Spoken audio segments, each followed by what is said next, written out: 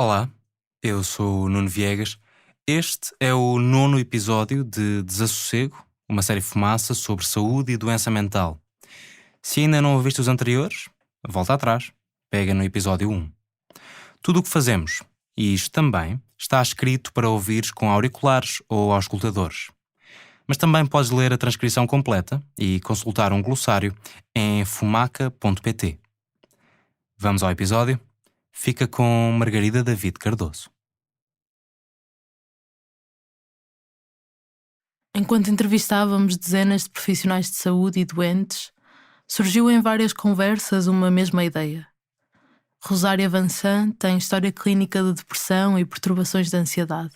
Tenho aqui uma belíssima médica que mudou-me a medicação, deixei de trocar os pés, deixei de estar tonta, deixei de dar as quedas, tenho o cérebro muito mais aberto, fiz o desmame de medicamentos que tomava há 17 anos e estou-me a dar muitíssimo bem com ela. Mónica Mateus é psicóloga. Eu tive uma pessoa que acompanhei há relativamente pouco tempo que esteve 15 anos a tomar a mesma medicação. Antidepressivos e ansiolíticos há 15 anos. Entre 2000 e 2019, a prescrição de antidepressivos nos países da OCDE mais do que duplicou. Portugal estava entre os 5 países em que o consumo mais cresceu. Em 2019 tinha o segundo maior consumo per capita.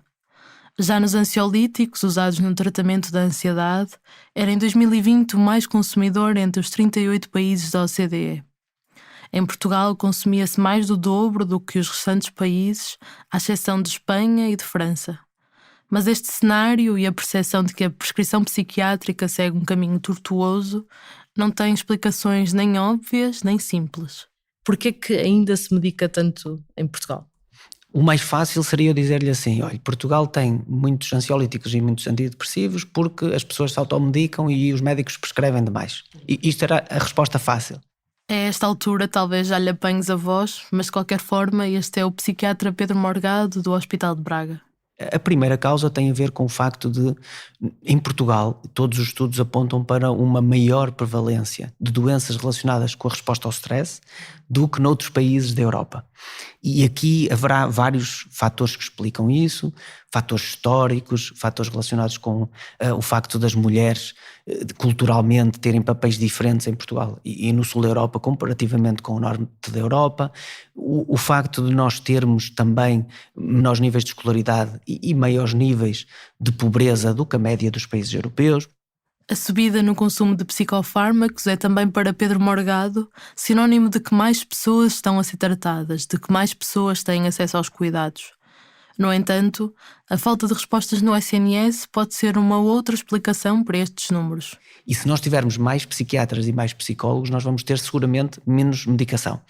Há alguns estudos, sobretudo nos Estados Unidos da América, que correlacionam a duração da consulta com a probabilidade de ser prescrito um ansiolítico ou um antidepressivo. Foram vários os psiquiatras a traçar a conclusão de que, não havendo muito tempo de consulta, e especialmente possibilidade de marcar as seguintes num prazo razoável, se não há psicoterapias para oferecer, psicoterapias validadas cientificamente, feitas com a regularidade certa, se têm que impedir que um doente recaia e se coloque em perigo, o que dá mais segurança são os fármacos. Os recursos que têm disponíveis acabam por contradizer linhas orientadoras internacionais. As recomendações britânicas do The National Institute for Health and Care Excellence, amplamente referenciadas e utilizadas na psiquiatria portuguesa, dizem que as patologias depressivas e ansiosas ligeiras e moderadas devem ser inicialmente tratadas com psicoterapias. Se não resultar, aí sim se associam psicofármacos. Uma pessoa que aprenda a conhecer melhor a sua ansiedade viverá melhor com ela e talvez venha a precisar de menos medicamentos ou em doses menores. E voltando a Pedro Morgado e ao seu último ponto sobre o elevado consumo de medicamentos, a evolução dos hábitos de prescrição. Os ansiolíticos e os antidepressivos não são todos iguais. Portanto, embora haja ansiolíticos que são perigosos e porque têm altos níveis de potencial aditivo, porque há um risco de desenvolver tolerância, que é a pessoa hoje toma um comprimido para dormir, depois daqui a um mês já precisa de 1,5, daqui a 3 meses precisa de 2 comprimidos. Há outros ansiolíticos que não têm esse risco e, portanto, escolher bem os ansiolíticos e ter formação aos profissionais de saúde para conseguirem distinguir bem os ansiolíticos é outro dos aspectos que pode ser importante e que pode ajudar a reduzir esse consumo. Os ansiolíticos, sedativos e hipnóticos, onde se incluem as benzodiazepinas, são o grupo de medicamentos psiquiátricos mais vendido em Portugal. Em traços muito gerais, são prescritos para reduzir os níveis de ansiedade ou induzir o sono e usados nos problemas de saúde mental mais comuns. Em 2021 foram vendidas 10.700.000 embalagens nas farmácias comunitárias de Portugal continental. Embora o consumo seja reconhecidamente alto, tem-se mantido estável desde os anos 2000. Já os antidepressivos estão em pleno crescimento. Em 2021 venderam-se pela primeira vez mais de 10 milhões de embalagens, quase 10 milhões e meio. O que não é necessariamente mau, defende Miguel Xavier, coordenador nacional para as políticas de saúde mental. Mudanças na prescrição podem estar a ajudar a explicar esta subida, com as benzodiazepinas a serem substituídas por antidepressivos nas primeiras crises de ansiedade, como tem vindo a ser discutido. E há ainda que ter em conta que os antidepressivos também são indicados para outras doenças muito prevalentes, não apenas psiquiátricas, como a dor crónica. À falta de dados oficiais sistematizados, em traços gerais, segundo a Coordenação Nacional, 70% dos psicofármacos são prescritos em centros de saúde, 15% nos serviços de psiquiatria hospitalares e 15% por outras especialidades. Por isso, um dos pontos nevrálgicos são os cuidados de saúde primários, onde, diz o Coordenador Nacional, ainda não estão criadas as condições para tratar mais eficazmente casos de depressão e de ansiedade. Para Miguel Xavier, mudar a cultura de prescrição é algo muito, mas mesmo muito difícil de fazer. Como calcula, não há nenhum médico de família que não saiba que as benzodiazepinas podem dar dependência, porque não é preciso ser médico para saber isso, toda a gente sabe, não é? Portanto, se este fenómeno persiste, é porque é um fenómeno multivariado, não é só porque não há psicólogos ou, enfim, pessoas treinadas para lidar com isto. Não, o fenómeno é mais complexo do que isso. É curioso reparar que a Inglaterra, sendo o país que tem um modelo de abordagem de terapia não farmacológica para a depressão e ansiedade nos cuidados de saúde primários mais avançado do mundo, é, no âmbito europeu, dos países que consomem mais psicofármacos também. E uma pessoa poderia dizer, não, eles devem ter um consumo que está cá por baixo. Não está. Noutra perspectiva, Miguel Bragança, presidente do Colégio de Psiquiatria da Ordem dos Médicos, à data desta entrevista, em 2020, ainda diretor do Serviço de Psiquiatria do Hospital de São João, no Porto. Concordo que muita prescrição não devia ser feita. E é um triste remedeio para os recursos que nós temos. Mas, por exemplo, se eu tivesse dinheiro para dar à população, se eu tivesse empregos para dar à população, se eu tivesse menos estigma ou menos sexismo em Portugal, ou menos maus tratos conjugais, ou menos violência doméstica, eu prescrevia muito menos. Os fármacos também são a substituição, um remedeio de problemas que não conseguimos resolver no mundo. São problemas que precisam de respostas sociais, de maior qualidade de vida, promoção da saúde e prevenção da doença e de formas de envelhecimento ativo que retardem o galgar da deterioração cognitiva. Claro, consigo perceber que há muita gente que faz medicação a mais, consigo perceber que há gente mal medicada, consigo perceber que há médicos que não funcionam bem, que tudo, com certeza, isso é indiscutível, é indiscutível. Eu não estou de acordo que prescrevemos os medicamentos ideais e exatos, não, devemos fazer um esforço, devemos trabalhar, por isso fazemos reuniões, congressos, discutimos, mas o problema é que venham para a clínica e nós vamos e vejam que não é possível fazer um corte transversal, ver as coisas à distância, sentados numa outra cadeira. Eu estou de acordo, ninguém deve fazer medicamentos para dormir, com certeza, nem medicamentos para comer, nem medicamentos para beber, nem medicamentos para estar sentado ou de pé, com certeza. O resultado final é um desacerto entre aquilo que seria possível fazer e aquilo que está disponível para as pessoas doentes. Um desconcerto entre os sintomas que podem desaparecer e as razões de fundo que podem não ficar tratadas. Com o tempo, não é raro que uma doença camuflada regresse ou que as incapacidades se adensem. Os reinternamentos são uma dura constância. Enfermeiros em vários serviços de psiquiatria dão ainda conta de doentes internados pela décima quinta vez. Mas a generalização dos hospitais de dia, equipas comunitárias e diferentes formas de reabilitação tem aproximado mais pessoas dos cuidados e permitido tratá-las, restringindo menos a sua liberdade. A reabilitação é um grande capítulo desta história, da tentativa da psiquiatria se mudar para a comunidade para devolver independência aos doentes ou nem sequer os privar de liberdade em primeiro lugar. Encarrega-se de ensinar a lidar com doenças que transformam a percepção que temos de nós, dos outros e do mundo. O Estado delega esse trabalho maioritariamente em instituições sociais, com a sustentada convicção de que se houvesse acesso generalizado a estes cuidados, o número de recaídas diminuiria, o potencial de recuperação não era desperdiçado e mais pessoas poderiam ter um funcionamento mais autónomo e muito mais livre. Mas mais uma vez, essa oportunidade tarda em chegar a todos. Este é o episódio 9, uma pessoa que se vai perder. Seja toda a gente bem-vinda ao Fumaça.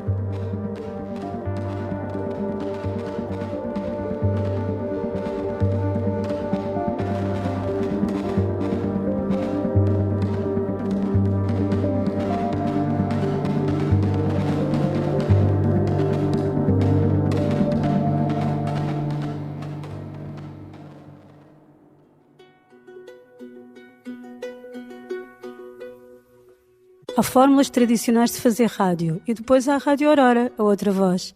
Emitindo a partir do Hospital de Júlio de Matos, em Lisboa. E realizado por pessoas com diagnóstico psiquiátrico. A Rádio Aurora, outra voz, é um programa onde se interroga o mundo acelerado em que vivemos. Em suas loucuras e normalidades, sem moralismos, sem conformismos. Que tipo de sociedade para si é que pode promover a saúde mental? Concorda que a psiquiatria nos últimos 30 anos evoluiu bastante e que os remédios são bem melhores do que eram há 30 anos? Queria fazer aqui uma citação do mundo contemporâneo, cada vez mais exigente, em que predominam relações de competição, não oferece refúgio para lidar com o sofrimento. Sinto-me mal, procuro a morte, numa longa e dolorosa espera que não vem. Mas, cuidado, é estranho e absurdo, mas a verdade é que não quero morrer. Estarei louco ou simplesmente mais saudável? Isso é que não sei. Autor, eu próprio, Filipe Maia Carmo. Imagina nada aqui. Vai buscar um café. Sem-se margarida.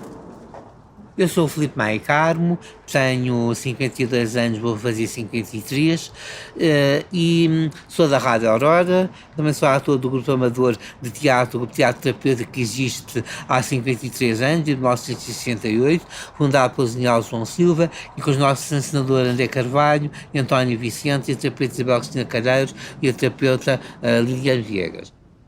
Filipe é daquelas pessoas que não esquece um nome. Sabe o de todos os psiquiatras, psicólogos e terapeutas por quem passou. Sabe de cor toda a medicação.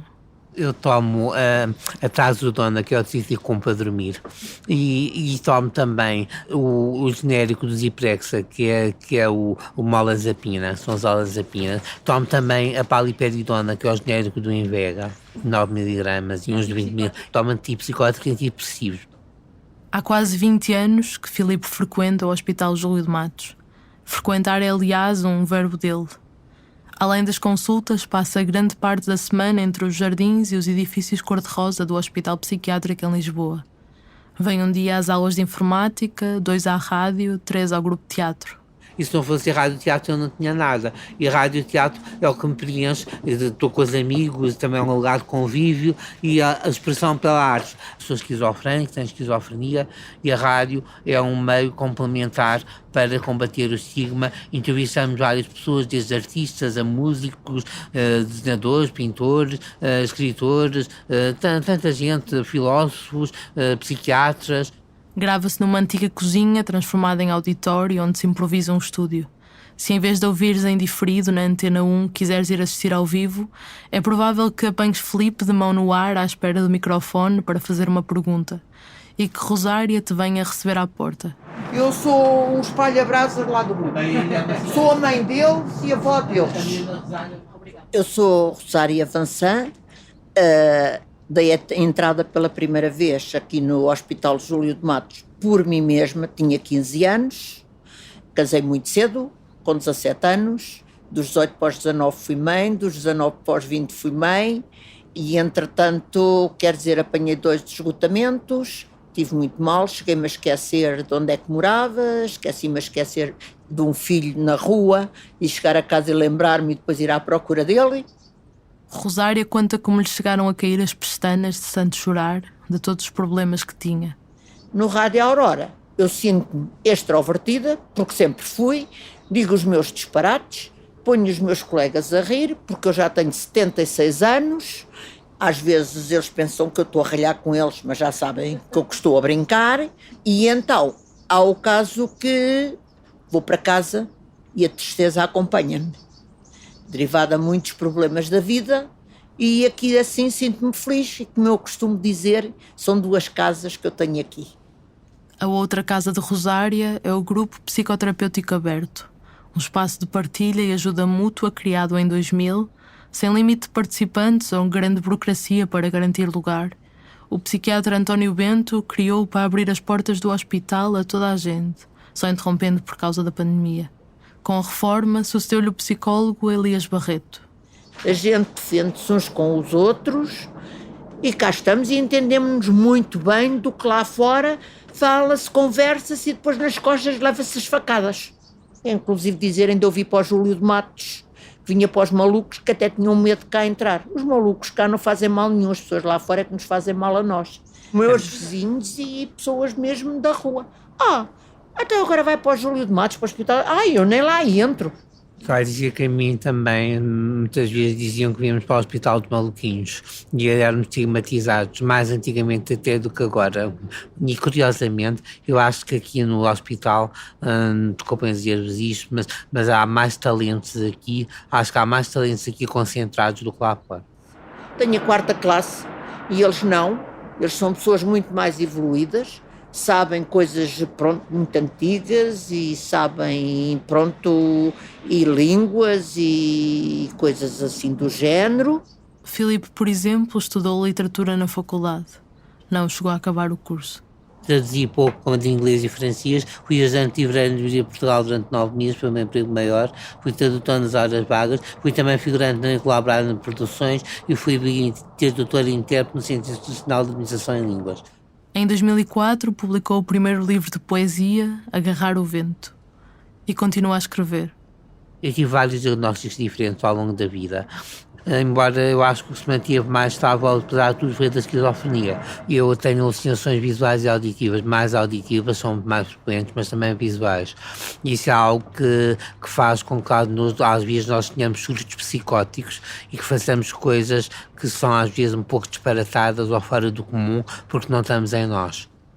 Ao final do dia, Filipe, como Rosária, vai para casa, é independente e livre para fazer a vida como quiser. Nunca viveu internado como alguns dos amigos considerados doentes crónicos, também chamados doentes de evolução prolongada, que são dependentes de cuidados ao longo da vida. Vivem há vários anos, por falta de outras alternativas, nas residências do Júlio de Matos ou em internamentos que são desenhados para outro tipo de doentes, aqueles que estão em estado agudo, provocado pelo desequilíbrio ou agravamento da doença. Os meus amigos que vivem aqui têm uma vida um pouco mais difícil porque têm mais regras, mas é um bom sítio para se viver apesar de tudo. E dizer que é difícil a adaptação, dizer que é mais difícil do que estarmos externos lá fora. Não é ambulatório, estar em casa em ambulatório. Mas sim, mas tenho muita admiração pelos meus amigos. Há uns amigos que estão aqui internados e tenho muita admiração por eles. Há por todo o país redutos deste internamento prolongado, embora se saiba há décadas o quanto compromete o desenvolvimento psicoemocional, a socialização e a independência de qualquer pessoa. No Hospital de Leiria, há ainda uma dessas unidades para doentes de evolução prolongada, onde vivem mais de 40 pessoas. Cerca de 2/3 delas são residentes há vários anos, quando não décadas, com quase nulas esperanças de virem a regressar à comunidade, como explicava o diretor do Serviço de Psiquiatria, Cláudio Laureano, em entrevista no início de 2022. Chegaram a ser 50 nesta situação. Hoje, infelizmente, muitos têm falecido. Até no ano passado, o doente estava internado lá há mais tempo, penso 42 ou 43 anos, já tinha 80 e poucos anos, faleceu. Nos últimos anos, conseguiu-se dar alta a 2 pessoas que viviam ali há mais de uma década. Cerca de 1/3 dos internados entraram mais recentemente e, com esses sim, Cláudio Laureano alimenta mais esperanças da desinstitucionalização. E esse sim, o trabalho desenvolvido com esse é no sentido de lhes proporcionar esse tal internamento de duração mais prolongada e que se consiga depois reinseri-los no seio familiar com o máximo de estabilidade possível e com sucesso. Geralmente, ou são sempre doentes que durante algum tempo foram doentes de porta giratória em termos de uma unidade de internamento agudo, ou seja, estabilizavam, estavam lá 3, 4 semanas, voltavam para a comunidade, passados uns dias estavam outra vez mais instáveis, eram reinternados. A unidade está a precisar de obras e ainda se pensou em fazer crescer o espaço para acompanhar as necessidades através do financiamento europeu do Plano de Recuperação e Resiliência, o PRR.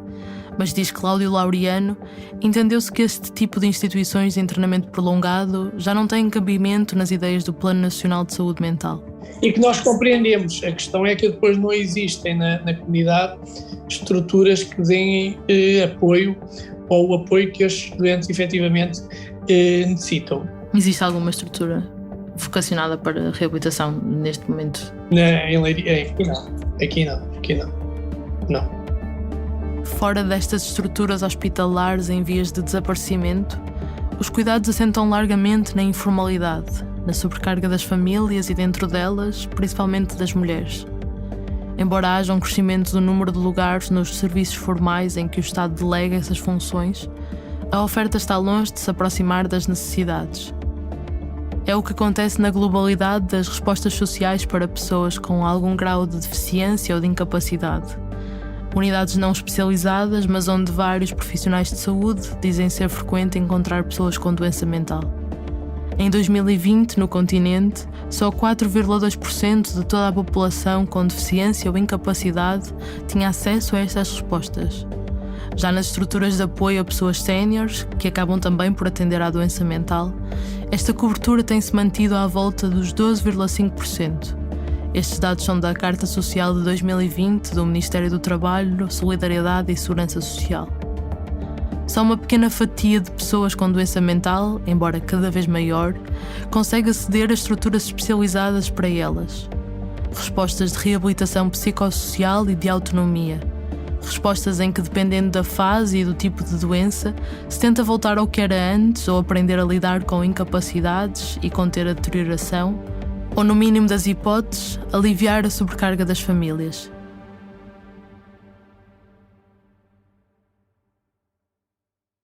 Em 1991, um grupo de profissionais de saúde mental do Hospital São Francisco Xavier, em Lisboa, criou uma estrutura sem fins lucrativos que pudesse ir buscar financiamento para criar respostas precisamente nesse sentido. Residências para doentes mentais graves que não têm condições para viver sozinhos, equipas domiciliárias e centros de atividades ocupacionais. Fundou-se o que agora é a AREA, Associação de Reabilitação e Integração Ajuda, uma instituição particular de solidariedade social, IPSS. A psicóloga Mónica Mateus trabalhou lá durante 19 anos, até 2021. Se calhar, quando as pessoas estavam internadas ad eterno, este era o único tratamento que existia e, portanto, era a melhoria dos sintomas. A pessoa melhorava os sintomas, podia ir para casa. Se nunca melhorasse dos sintomas, ficava internada e ninguém as via, ninguém as ouvia gritar, ninguém as via ter comportamentos bizarros, por aí fora. A partir de determinada altura, e quando se começou a falar em desinstitucionalização, em direitos das pessoas com problemas de saúde mental, não é? Outra realidade se abateu. Passou-se a ser fundamental trabalhar especificamente todas as outras áreas da vida. A área do emprego, da autonomia, da pessoa ter relações saudáveis com as outras pessoas, tudo o que tem a ver com a funcionalidade da pessoa. Tal como uma pessoa que tem um infarto tem que fazer reabilitação cardíaca e fisioterapia, alguém que recupera de um episódio psicótico terá de trabalhar as capacidades que perdeu. Uma das grandes áreas e que ficam de certa maneira, com algumas sequelas é as competências cognitivas que ficam muito fragilizadas. É isso que faz a pessoa ter falta de concentração, falta de memória, de atenção e, portanto, temos que combater, não é? Combater com treino.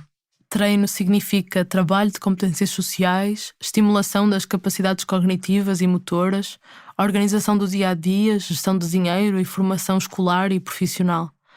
A organização de rotinas é uma exigência nos 4 fóruns socioocupacionais que esta IPSS tem, uma espécie de centros de dia para reabilitação psicossocial. Há 30 pessoas por fórum, cada uma com um gestor de caso e um plano individual, sendo que treino significa também usar atividades validadas cientificamente que não sejam uma mera ocupação do tempo. O que se pretende é, com as pessoas, ajudá-las, fornecer-lhes estas ferramentas para que consigam ter uma vida plena, fazendo uma das questões que é o mais importante na reabilitação, que é o processo de aceitação do seu problema de saúde, que é das coisas mais difíceis de fazer. A área é uma IPSS entre várias na área metropolitana de Lisboa com vocações semelhantes. São cofinanciadas, resposta a resposta ou projeto a projeto, por autarquias, ministérios, por donativos particulares e pelas diárias pagas pelos utentes. Onde a questão se torce é no acesso a esta reabilitação. Olha, a zona interior esquece, não existe, e de resto é Coimbra, Porto, Barreiro, ali Amadora, uma ou outra. Estou a falar de tipo de IPSS na área da saúde mental. O que acontece no interior do país é que muitas estão ligadas à deficiência. Há ali uma misturada, portanto, há muitas pessoas que só têm um problema de saúde mental que estão num CAU, num centro de atividades ocupacionais que é ligado à deficiência, mas que não cumpre os objetivos. Obviamente, nem a pessoa se vai adaptar no seu todo a uma estrutura que não é para aquilo que precisa, não é? Não cumpre as suas necessidades. O problema é que o desenvolvimento de uma rede nacional para este tipo de cuidados está atrasado. A reabilitação psicossocial é uma ideia com raízes. As primeiras entidades surgiram em Portugal nos anos 80 e 90. Mas o chapéu que se criou para albergar estas respostas com financiamento e fiscalização públicos funciona há apenas 5 anos. É a Rede de Cuidados Continuados Integrados em Saúde Mental. Vamos a datas. Em 1998, inscreve-se na lei a hipótese de criar fóruns socioocupacionais e as residências. Em 2007, o Plano Nacional de Saúde Mental dá ênfase aos cuidados continuados como forma de assegurar o apoio residencial e ocupacional aos doentes mais dependentes. Em 2010 e 2011, dispõem-se novos decretos-lei e portarias que estabelecem como devem funcionar os vários tipos de unidades e as exigências técnicas a cumprir, mais apertadas do que nas respostas que já existiam. Prevêem-se vários tipos de residências, desde as mais pequenas para pessoas mais autónomas até às grandes unidades de apoio máximo. E ainda em 2011, determina-se como vão funcionar os primeiros projetos piloto, mas estes só avançam em 2017. Nesse ano fixa-se esta meta: criar 1.500 lugares para adultos e 500 para crianças e jovens até 2020. Em 2022, esta meta estava largamente por cumprir. No final de setembro, havia cerca de 400 lugares em residências e unidades socioocupacionais e 12 equipas de apoio domiciliário. Cada uma pode visitar 8 utentes por dia. São quase todas respostas para adultos. A única equipa de apoio domiciliário para crianças e jovens extinguiu-se ao fim de 20 meses de trabalho, tendo apoiado apenas 11 crianças e jovens e as suas famílias. Esta resposta da área esperou, diz a associação, 8 meses até que lhes chegasse a primeira referenciação e acabou por rescindir o contrato com a Rede de Cuidados Continuados. Além das escassas referenciações, que a IPSS lê como falta de valorização da resposta por parte dos serviços de pedopsiquiatria, a direção aponta para o subfinanciamento da equipa. Tudo o que é trabalho de planeamento, desde as reuniões à articulação com outras entidades da região, é trabalho não pago. O pagamento é feito por visita. Baixou assim para apenas 3 o número de respostas na rede para a infância e adolescência em todo o país. Também territorialmente se notam as dificuldades de implementação, com a região do Algarve a não ter qualquer resposta residencial. As vagas nos cuidados continuados de saúde mental não cresceram ao ritmo proposto, tardando por isso em aproximarem-se das necessidades.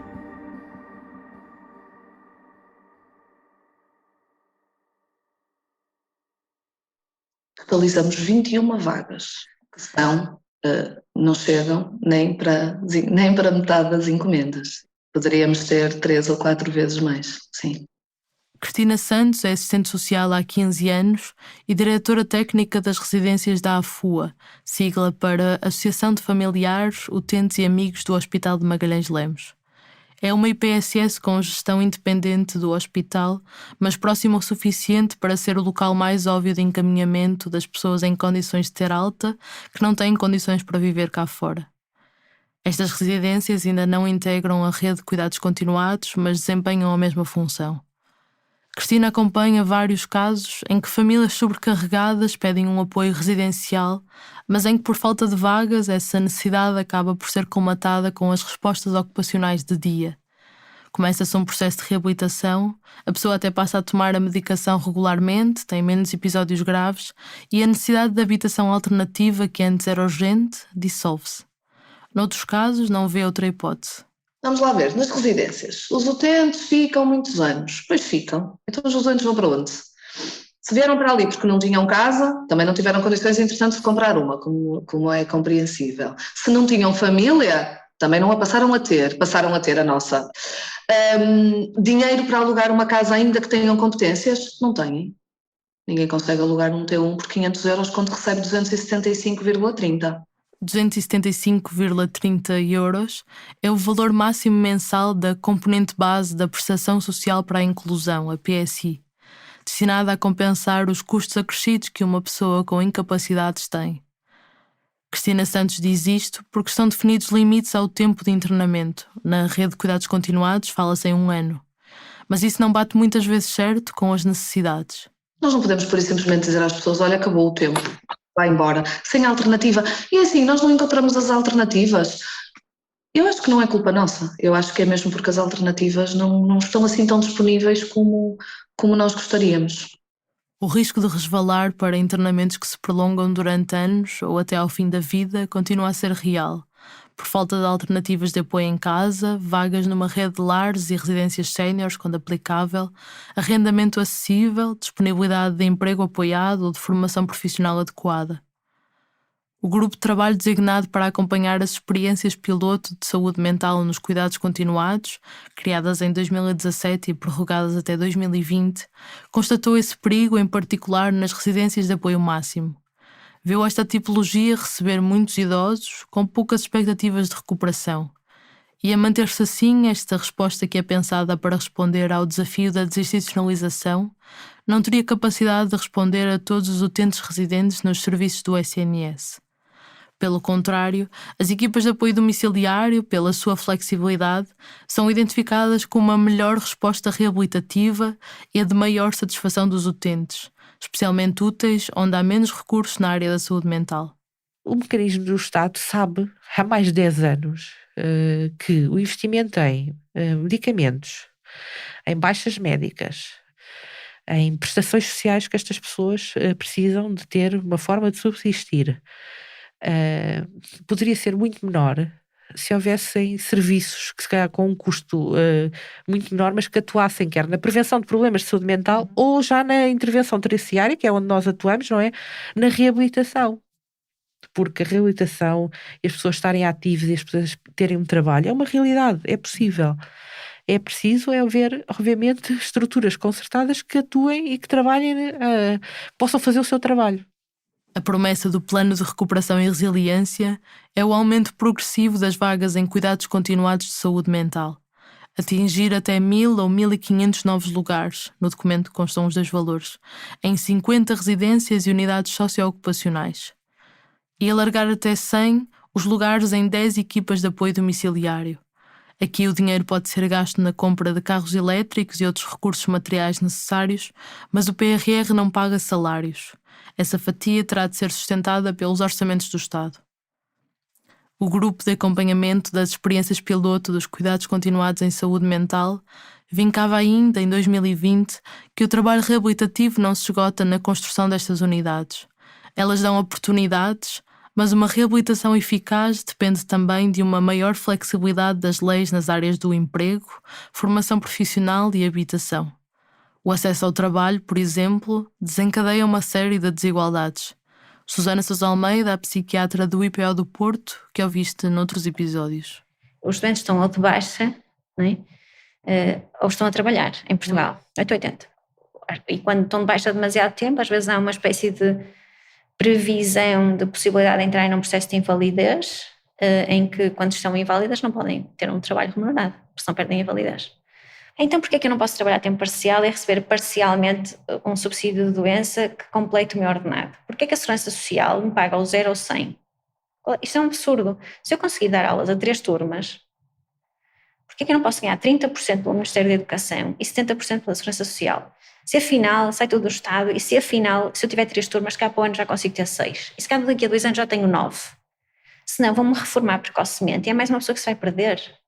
Só pode haver uma baixa parcial nos casos da doença em consequência do trabalho. Nos restantes casos, falta que o Código de Trabalho se adapte, que preveja horários mais flexíveis, o regresso progressivo ao trabalho e a conciliação de um subsídio parcial de doença com um emprego a meio tempo. O Parlamento Europeu recomendou-o em 2018, a OCDE tem-no sugerido em sucessivos relatórios. Em casos de déficits que justifiquem mais do que uma baixa médica, a prestação social de inclusão permite, em certa medida, que pessoas com um grau de incapacidade considerado igual ou superior a 60% complementem os seus rendimentos de trabalho. Mas, na prática, a psicóloga Mónica Mateus continua a encontrar casos em que não compensa ir trabalhar em termos estritamente financeiros, face aos baixos salários e à instabilidade do mercado laboral. Há prestações sociais acumuladas por carência e incapacidade que superam o salário que, em particular, pessoas pouco qualificadas ou com déficits acentuados teriam a perspectiva de receber. Mónica Mateus. Para me sentir totalmente estável, eu preciso trabalhar. Há pessoas que dizem isso. Eu quero trabalhar, quero sentir-me útil. E isso, se é esse o objetivo, obviamente, avançamos. Mas muitas pessoas o dizerem que querem trabalhar é para terem mais dinheiro. Quando eu lhes digo, ok, mas olha, vai ter um corte na sua prestação, porque a sua até é alta. Você, para um part-time, até é ótimo. Podemos avançar porque se recebe 300 ou 400 de prestação, como part-time consegue ir até aos 700 e tal euros e ela não lhe cortam a prestação. Portanto, é um acréscimo do seu, às suas finanças. Agora, se for uma prestação muito alta, a pessoa não vai querer ir trabalhar. Pronto. Há programas específicos para estímulo ao emprego protegido mediante as características da pessoa, para mudar práticas e mentalidades nas organizações. Melhor literacia em saúde mental pode mesmo ajudar na prevenção e ação em caso de episódios psicóticos ou de crise. Perceber que há sintomas que a pessoa pode começar a ter, que normalmente quando entra em crise, que lhe costuma acontecer. Então, mas esta está ausente-se de uma hora para a outra, vai-se embora, ou vai para a casa de banho tantas vezes, ou vai ali para o canto e parece que está a falar sozinha.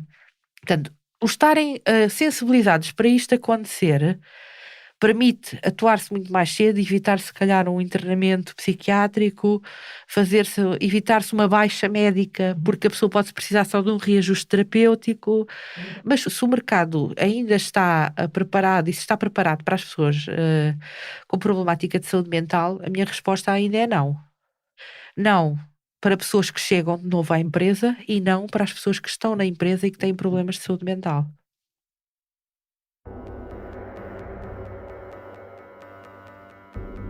No fim desta questão, a psicóloga Filipa Palha acaba a resumir uma crítica histórica semelhante às que fazem Mónica Mateus e Cristina Santos. Filipa Palha é também dirigente de uma IPSS focada na reabilitação psicossocial, a Encontrar-se, que tem uma unidade socioocupacional no Porto, parte da rede de cuidados continuados. Nós lutamos, cada um deseja, que ter um problema de saúde, seja de que área for, que tenhamos aquilo que é alinhado com boas práticas, não é? Eu não gostaria nada de amanhã, ou seja, partir uma perna e chegar à fisioterapia e ter lá alguém a pôr-me a fazer mandalas. Não ia custar nada, não é? Porque efetivamente a perna continuava partida, o meu potencial de recuperação ia ser desperdiçado e as mandalas, obrigadinha, para passar o tempo é ótimo, mas não ajuda a que eu recupere o que eu preciso de recuperar. E isto é o que acontece na saúde mental. A pessoa tem um problema, tem sintomas, temos uma intervenção médica e depois precisamos de fazer uma série de outras intervenções para que o potencial de recuperação nas outras áreas afetadas por um problema da saúde mental não se desgastem, até nós ficarmos sem capacidade de recuperar. Ora, se me puserem a fazer mandalas, eu não recupero, porque estas áreas têm nome e nós temos instrumentos para as diagnosticar e temos modelos de intervenção para as tentar recuperar ou aprender um grau de funcionamento a 100%. Mas isto nós também não temos no cancro, nem na perna partida, nem nas hérnias. Mas o potencial de recuperação é que não pode ser desperdiçado, porque isto é vida, é autonomia, é liberdade. E, portanto, isso acontecer com pessoas com problemas de saúde mental só porque há o estigma, porque as pessoas não se conseguem defender, porque as famílias não conseguem lutar, não conseguem reivindicar, isto é um abuso e uma violação dos direitos que eu não vou deixar nunca de me cansar de dizer. Estamos a violar todos os dias direitos humanos.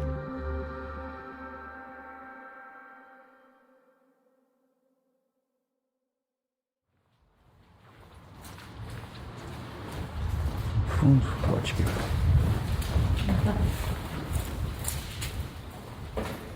É por causa do fosso entre as necessidades e as respostas de reabilitação existentes que há internamentos psiquiátricos que se tornaram em espaços de vida permanente. Na busca de um deles, demos com António Bento a abrir-nos a porta do edifício cinza e branco em forma de H da Clínica 3 do Hospital Júlio de Matos.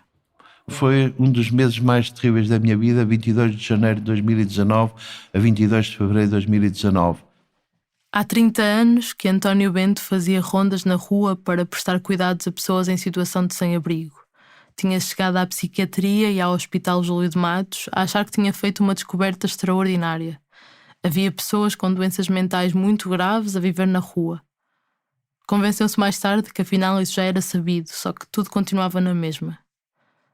Naquele dia 22 de janeiro de 2019, o psiquiatra viu António, outro António, pela primeira vez. Estava na Avenida 24 de Julho, junto ao Tejo, em Lisboa. O homem estava deitado num banco de jardim, dentro de um saco de plástico, encostado a ele, com a cabeça coberta. Ele estava dentro de um saco de plástico, com a cabeça enfiada também num saco de plástico, que era perigosíssimo. Durante um mês, relatórios, autoridade de saúde, polícias, INEM, pronto. Mas depois há esta... Como é que eu ia dizer isto suavemente? Há uma hipocrisia que, em nome da liberdade, deixa-se morrer as pessoas. Primeiro assustado, fugiu da equipa de rua que o viu. Ao longo do mês que se seguiu, ainda na rua, foi ficando imóvel. A pessoa não está a pedir ajuda. Não está a pedir ajuda porque já não está em condições de pedir ajuda, não é? Também uma pessoa que está em estado de coma, depois de um acidente de viação, não está a pedir ajuda e leva-no. Mas aí há um consenso de todos. Ali não havia. António estava em estado psicótico, com possíveis alucinações auditivo-verbais.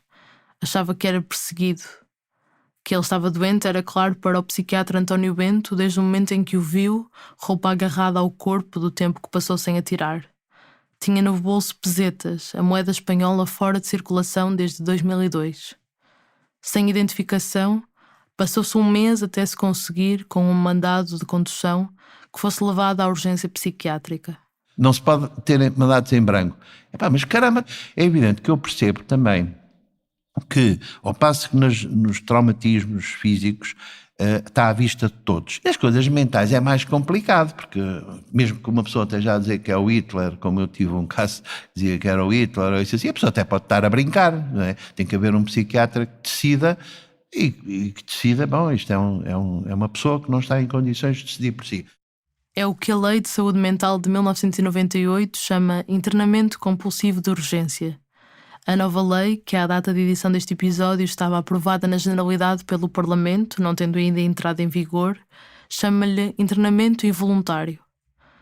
É permitido quando uma deterioração aguda do estado da pessoa com doença mental a colocar em perigo ou aos outros e esta recusar tratamento. E também nas situações em que a pessoa não tem aquilo que a lei define como o discernimento necessário para avaliar o sentido e alcance do consentimento. Nestes casos, a polícia e as autoridades de saúde pública podem determinar oficiosamente ou através de mandado que a pessoa seja conduzida à urgência. Se aqui se mantiver a necessidade de internamento e a pessoa recusar, Um juiz pode confirmar a avaliação feita por 2 psiquiatras e determinar o internamento involuntário. Mas é importante não deixar por dizer que o ato de obrigar alguém a ser tratado não é uma questão pacífica, quer seja internamento em casa ou no hospital. É genericamente entendida como o equilíbrio possível entre os direitos à liberdade e à autodeterminação individuais e os direitos ao tratamento digno e à segurança pública. Quando a doença incapacita a tomada de decisão, pode ser uma forma de salvar vidas. Mas é sempre uma privação de direitos humanos básicos, que pode ser traumática e estigmatizante, afastar ainda mais a pessoa doente dos serviços de saúde e desencadear uma catadupa de outras medidas coercivas e reinternamentos. Por isso, o internamento involuntário é uma decisão médica e judicial, que deve ser reduzida para o mínimo com medidas comunitárias, educação sobre a doença e a intervenção de crise. Uma estratégia que está a ser estudada em Portugal é o acompanhamento individual de doentes mentais graves nos meses que se seguem à saída do internamento por pessoas contratadas para o efeito, entre elas doentes mentais já estabilizados. No caso de António, quando o psiquiatra António Bento nos contou a sua história, tinha passado quase 1 ano e meio desde aquele 22 de janeiro de 2019. António continuava a viver na Clínica 3 do Hospital Júlio de Matos. E há a hipótese de não se chamar António, na verdade, mas ali ninguém tinha conseguido confirmar o seu nome. E vai ficar aqui a morrer, pronto, para desconhecido toda a gente, porque ninguém sabe que estas coisas existem. Embora seja uma situação rara, não era a única naquele serviço, nem era o primeiro encontrado dentro de sacos de plástico. Eu tive uma doente, por acaso era a nossa doente aqui do hospital, que teve 1 ano e tal, ou pelo menos, ou 2 anos, no Marquês de Pombal, com um saco de plástico também, mesmo em pleno verão, com sacos de plástico preto, sujeito a morrer, e levou também muitos meses, para não dizer mais de 1 ano, a sair de lá. Nem o primeiro cujo nome se desconhecesse. Temos cá também outra senhora que andou durante dezenas de anos, curiosamente perto, à porta da judiciária, e nunca foi descoberto o nome dela, e agora também não, e que vai cá morrer também, sem nome. Portanto, as pessoas podem dar anos, ou mesmo décadas, nas ruas, que não se faz nada, e depois quando finalmente se agarra também já não há muito a fazer, a não ser dar-lhe dignidade humana e dizer-lhe, em vez de morrer num saco de plástico, está aqui bem tratadinho. É um lar caríssimo, diz António Bento, desadequado para viver e camas a menos para doentes em estado agudo. Oficialmente, isto é o internamento de agudos, deveriam ser 16 dias, que foi isso que eu assinei o contrato quando para aqui vi há muitos anos. Oficialmente, este é um serviço de agudos para pessoas que moram nas áreas de Loures Oriental, Mafra, Torres Vedras, Cadaval e Lourinhã, onde não há outro internamento psiquiátrico. O que António Bento fazia era reservar algumas dessas camas para pessoas em situação de sem-abrigo, que chegavam à urgência ou ao grupo terapêutico, ou que encontravam em saídas de rua ou eram trazidas por associações. Mas isto é um serviço de agudos, mas depois tem aqui precisamente porque não há chamadas respostas, é muito difícil. Porque os casos melhorzinhos, arranja-se uma casa, ou vai para aqui, vai para lá. E às vezes vêm cá as organizações, e alguns deles até são nossos amigos, mas dizem, doutor Bento, este não presta para nós e tal, é muito pesado. Pronto, não dizem assim, mas dizem que não têm critérios. Pronto. Se é melhorzinho, toda a gente o leva. Se é assim piorzinho, como estes, por exemplo, que não têm nomes, ou os que se portam mal, ou isso assim, acabam por ficar cá. Eu acho que as pessoas fazem todas o que podem, mas depois o sistema não funciona, não é? António Bento reformou-se do setor público no final de 2021. Agora, com uma nova direção de serviço, as coisas mudaram. A administração do hospital diz que as pessoas em situação de sem-abrigo que precisam de internamento psiquiátrico por descompensação aguda continuam a ser internadas, sendo a sua distribuição feita por rotação pelos vários serviços de internamento.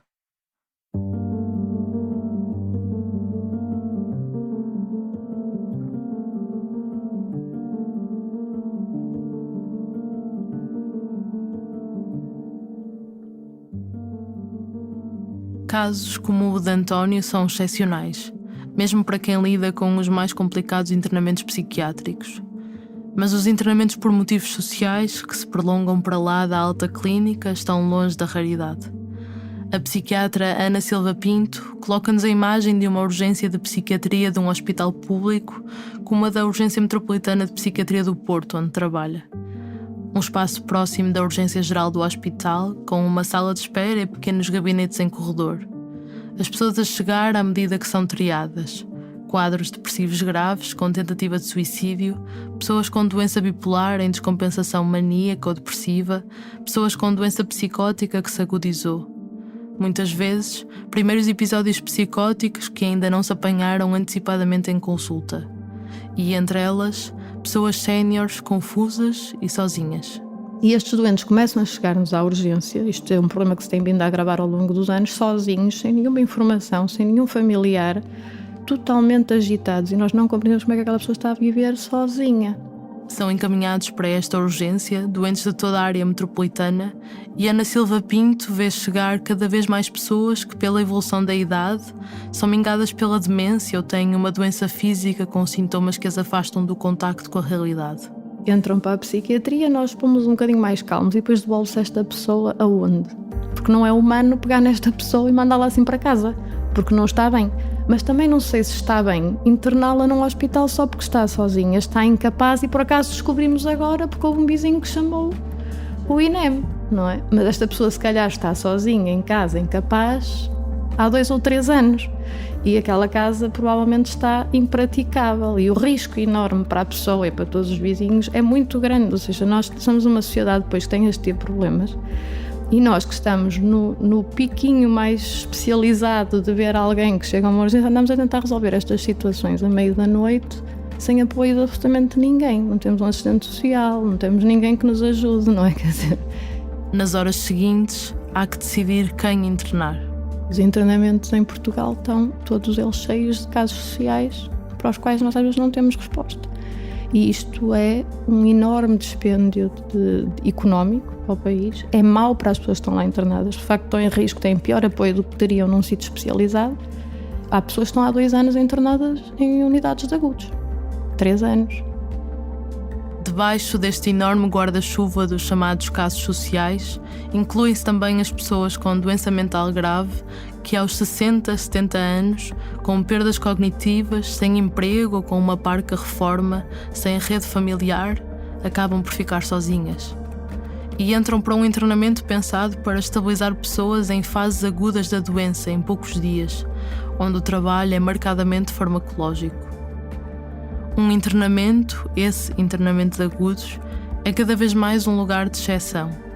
No advento de melhores formas de controlar os sintomas, o número de camas tem diminuído e os dados do Ministério da Saúde demonstram uma diminuição consistente das pessoas internadas nos últimos anos. Em 2021, cerca de 13.600 pessoas saíram do internamento com diagnósticos de doenças ou perturbações mentais. Foram menos 7.700 do que em 2015. Os critérios para internar guiam-se pelo risco que a doença representa para a própria pessoa e para os outros. E dentro dessa subjetividade, a ponderação depende das equipas.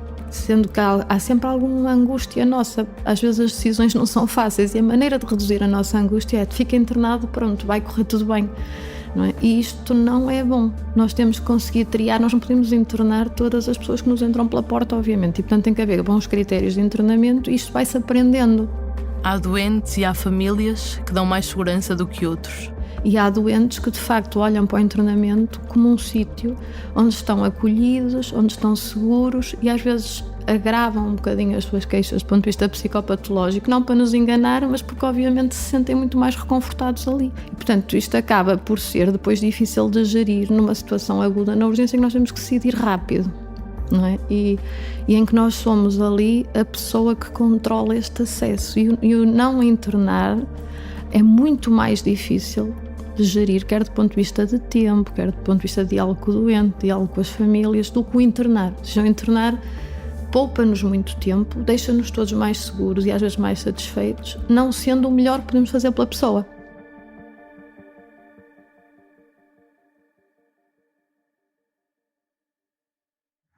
Temos muitos casos em que a descompensação do ponto de vista da saúde mental é pequena ou não seria justificativa de internamento,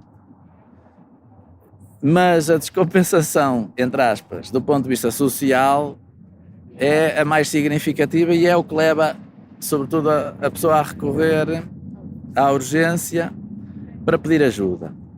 Eu esta noite recebi já vai 12º internamento.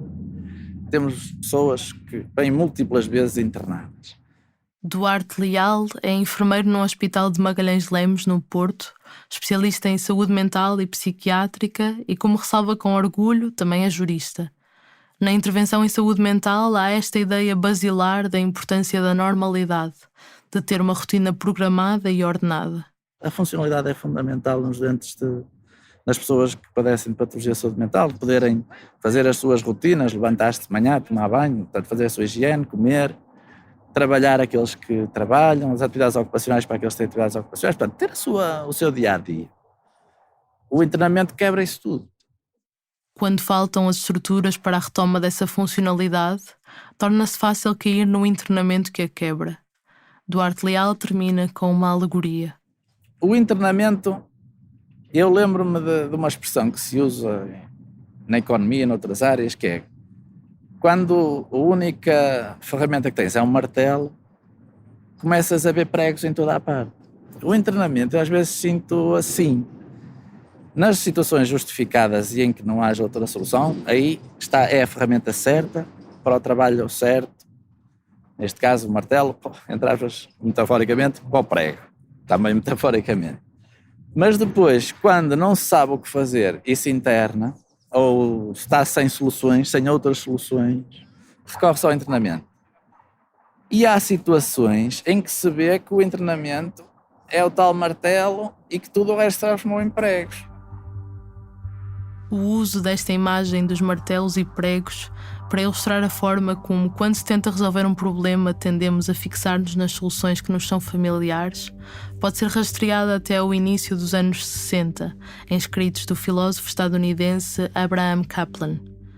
Viria a ser conhecida, em particular na psicologia, como a lei do instrumento, que o psicólogo Abraham Maslow aplicou aos riscos de, ao lidar com saúde mental, se incorrer em respostas enviesadas pelo hábito. Embora tenhamos andado muitas vezes próximos, evitamos até agora falar aprofundadamente sobre o internamento psiquiátrico de agudos, tal e qual para aquilo que ele é designado. O internamento é a solução última dos cuidados, aquela que se quer evitar e nem sempre é evitável. Há internamentos provocados pelo curso natural das doenças que ainda não se conhecem a fundo ou que escapam do controlo. Há descompensações difíceis, há quem diga impossíveis de evitar. Mas também há, e é nisso que nos temos focado, insuficiências nos cuidados. Não podemos então evitar falar do internamento. No próximo episódio, entramos a fundo nesta que é a face mais visível, ainda que a mais pequena, da saúde mental. Se calhar é estranho, não é? Que um internamento, uma coisa tão drástica e violenta, possa realmente ser transformada em algo positivo, mas acabou por ser. Eu lembro-me no segundo internamento eu não queria sair e achava que ia voltar ao desespero a partir do momento em que saísse dali. Eu olho para um internamento psiquiátrico e a pergunta que eu me fazia era sempre a mesma. Se eu tivesse que precisar de ser internado aqui, era isto que eu esperava para mim, de todo que não era, como é óbvio. O que é que uma pessoa que está internada faz durante o dia? Nada. Aqui não há muito para fazer, é verdade. Em termos de recursos humanos, qual era o rácio de... Vamos tocar mesmo na mousse, sim. Esse riso diz muita coisa. Os rácios eram muitíssimo inadequados. Mais inadequados não poderiam ser. Sendo os profissionais escassos nesses períodos, o que acaba por acontecer é que a contenção química é mais utilizada. E ela começou a autorizar. Portanto, foi uma situação em que eu acho que não cumpri com o meu código de deontologia.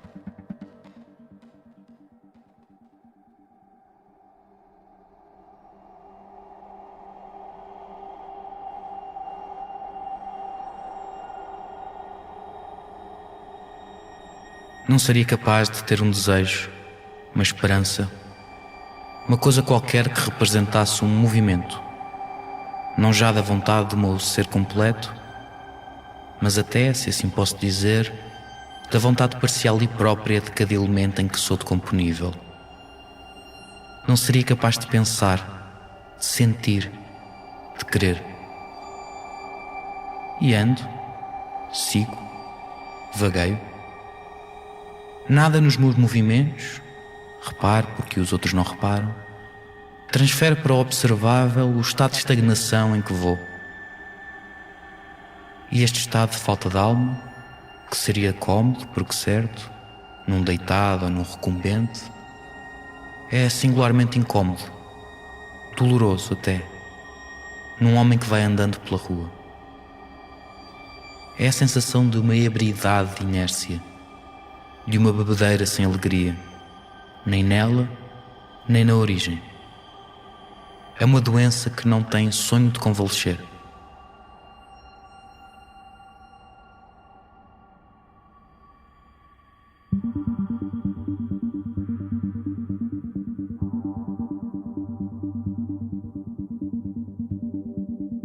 Acabaste de ouvir Uma Pessoa que se vai perder, o 9º episódio da série Desassossego.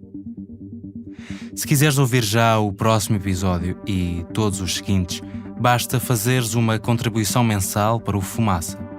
Quem nos apoia já tem acesso à série completa de 3 episódios.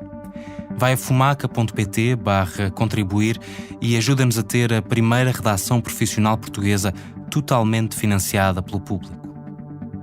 Quem apoia o Fumaça também tem acesso a várias entrevistas extra para explorar mais esta história.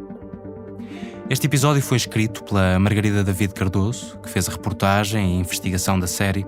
O Bernardo Afonso editou o episódio e ainda fez investigação, compôs e interpretou a banda sonora original, fez edição de som e sound design. É também ele que leu os excertos do livro do Desassossego, de Bernardo Soares.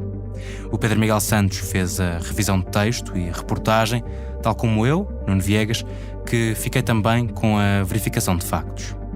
A Joana Batista criou a identidade visual, a Maria Almeida e o Ricardo Esteves Ribeiro a estratégia de marketing, o Fred Rocha fez o desenvolvimento web.